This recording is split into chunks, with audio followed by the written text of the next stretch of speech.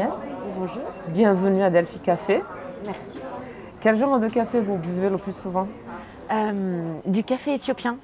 J'avale ma cafetière tous les matins. Du café filtre. Ça, c'est le matin. Et après, il y a 2-3 expressos en début d'après-midi et le déca en expresso le soir. Donc c'est beaucoup de café. C'est beaucoup de café. Oui, oui, oui. Est-ce que ça vous rend heureuse? La lecture. En tout cas, ça participe à des petits moments de bonheur dans la journée, mes tasses de café. Alors, ma collègue disait juste à l'instant que le début de votre premier livre, Les gens heureux lisent et boivent du café, est difficile. Ouais. Difficile quand ça commence, c'est dur à avaler la pilule amère. Mais après, ça démarre. Que vous disent vos lectrices? Est-ce qu'elles ressentent la même chose? Et comment vous vous êtes sentie en écrivant le début? Parce que c'est difficile. Je me suis sentie mal, très mal, mais il y avait une espèce de nécessité à ouvrir le roman de cette manière-là, par cette scène où Diane perd finalement toute sa vie. Il fallait que je m'en libère aussi. Et puis c'était l'idée de base du roman, c'était moi me projeter dans la peau et dans le cœur et l'esprit d'une femme qui perdait son mari et son enfant. Et comment la ramener, elle, vers sa propre vie. Donc ça a été compliqué de l'écrire. Mes lecteurs me disent que c'est toujours très compliqué à lire. Ils blaguent souvent en me disant que je devrais fournir un paquet de Kleenex avec le roman. Mais voilà, je sais aussi qu'en ayant démarré le roman comme ça, on ne pouvait aller que vers du mieux après. Est-ce que c'est... Enfin, ça arrive toujours après la pluie, c'est le soleil. C'est un peu ça l'idée? Oui, oui, oui. Et puis c'est peut-être très basique de dire ça, mais quand on est au fond, on peut forcer. Enfin, il y a un moment, on va être capable de redonner un coup de pied pour remonter à la surface. Et j'avais vraiment envie d'aider Diane à donner ses coups de pied là, au fond de la mer pour qu'elle remonte. Et même si voilà, elle remonte, elle replonge, elle remonte, elle replonge, mais c'était ça aussi que j'avais envie de traverser avec elle. Au départ, je dois dire que mon sentiment était que c'était votre histoire. C'est tellement bien vécu. Et je me suis dit, oh là là, il fallait avoir du courage pour l'écrire. Est-ce que c'est une histoire que vous avez... Ok, c'est votre sentiment, vous avez déjà expliqué que vous avez eu cette peur, cette angoisse, que ça vous arrive. Mais est-ce que c'était aussi l'expérience de quelqu'un qui vous est proche? Absolument pas. Vraiment, enfin, et ça c'est pour tous mes romans, tous mes personnages, j'ai la nécessité, mais absolue, de fusionner avec mon personnage. Donc il y a vraiment des moments dans l'écriture où je ne sais plus qui pense. Est-ce que c'est elle? Est-ce que c'est moi? Qui ressent? Est-ce que c'est Diane ou est-ce que c'est Agnès? Et il y a vraiment un moment où on se mélange. Et ça m'est arrivé avec chacun de mes personnages. Et c'est pour ça que quand j'écris, je pleure, je ris, j'ai l'estomac noué, j'ai des envies de vomir quand mon personnage a envie de vomir. Enfin, il y a vraiment quelque chose de l'ordre de la fusion qui se joue entre mon personnage et moi.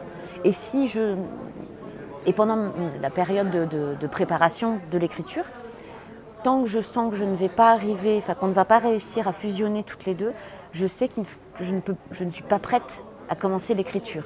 C'est que je ne la connais pas assez bien, c'est que je ne suis pas capable de me fondre en elle et elle de se fondre en moi.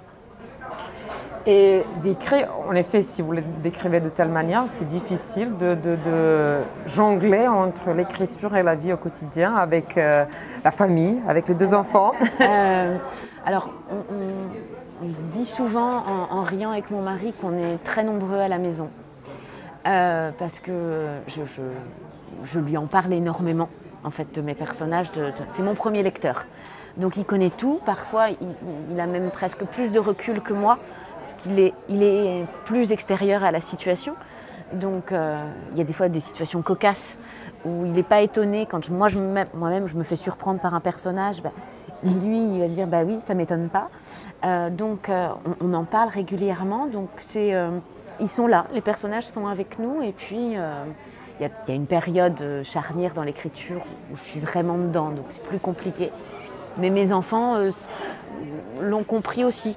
C'est-à-dire qu'ils savent que quand maman est dans son bureau, maman est un peu dans un autre monde. Donc ils essayent quand même de venir, de m'interpeller. Et puis j'essaye de passer de l'un à l'autre.